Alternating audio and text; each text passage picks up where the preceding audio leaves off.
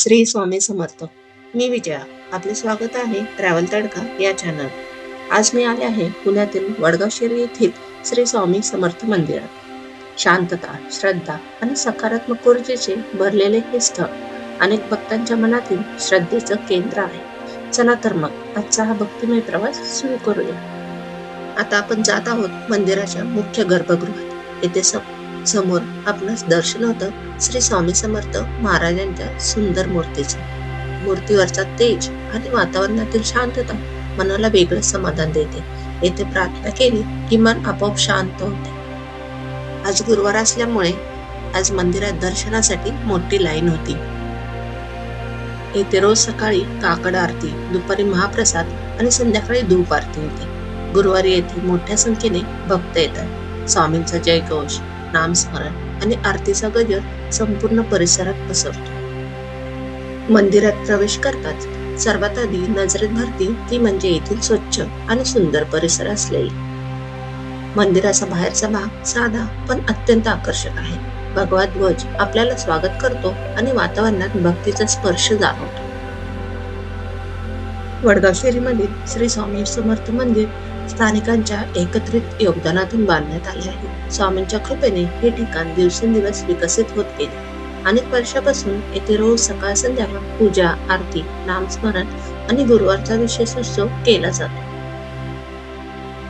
स्वामी समर्थ महाराजांचा इतिहास अक्कलकोट पासून सुरू होतो, परंतु त्यांची कृपा जगभरातील असंख्य भक्तांच्या मनात बसलेली आहे. श्री स्वामी समर्थ महाराज हे दत्त संप्रदायातील चतुर्थ अवतार मानले जातात. त्यांनी अक्कलकोट येथे सुमारे 21 वर्ष वास्तव केले. स्वामींचे शब्द, भिवू नकोस, मी तुझ्या पाठीशी आहे, हे भक्तांच्या मनात आजही सामर्थ्य निर्माण करतात. स्वामींच्या आयुष्यातील अनेक चमत्कार, उपदेश आणि दयाळू स्वभाव आजही त्यांच्या भक्तांच्या कथेमध्ये जिवंत आहे.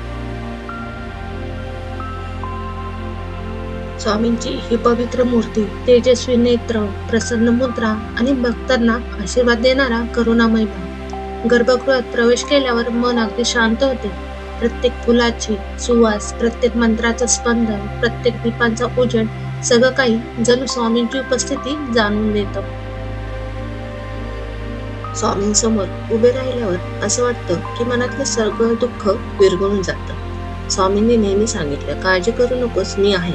हा संदेश मनात ठेवून येथे येणारा प्रत्येक भक्त नव्या ऊर्जेने परत जातो. आम्ही दर गुरुवारी येथे स्वामींच्या दर्शनासाठी मंदिरात येतो. येथे दररोज सकाळी काकड आरती होते, स्वामींचा जयघोष होतो, संपूर्ण वातावरणात आवाज घुमतो. संध्याकाळी धूप आरती वेगळंच दिव्य वातावरण निर्माण करते.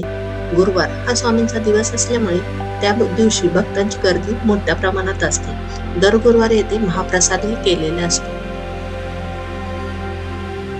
ह्या मंदिरामध्ये अनेक छोटी मंदिरही आहेत. गणपतींचे मंदिर आहे, हनुमानाचे मंदिर आहे, विठ्ठल रुक्मिणीचे मंदिर आहे, शेगावचे गजानन महाराजांचे मंदिर आहे, शिर्डीचे साईबाबा यांचे मंदिर आहे. येथे आले की सर्व देवतांचे एकाच वेळेला आपल्याला दर्शन घेता येते. स्वामींच्या मंदिरातच खाली आपण थोडेसे उतरले की महादेवाची पिंडही आहे. दर सोमवारी येथे गर्दी असते. महादेवाचे मंदिर घेतल्यानंतर थोडा वेळ आम्ही वरती येऊन 10 मिनिटं बसलो. इथे बसल्यानंतर मनाला एक शांतता वाटते. स्वामींची मूर्ती पाहिली की एकटक आपण त्या मूर्तीकडे पाहत बसतो. इतकी सुंदर आणि मनाला प्रसन्न करणारी ही स्वामींची मूर्ती आहे. चला तर मग आपण स्वामींचा मंत्र म्हणूया. ओम श्री स्वामी समर्थाय नमः. ओम श्री स्वामी समर्थाय नमः. ओम श्री स्वामी समर्थाय नमः. हा मंत्र जपताच मनाला शांतता लागते. स्वामींची कृपा आपल्यावर सतत असते. भिवू नकोस, मी तुझ्या पाठीशी आहे. हा स्वामींचा संदेश प्रत्येक जपातून मनाला नवी शक्ती देतो.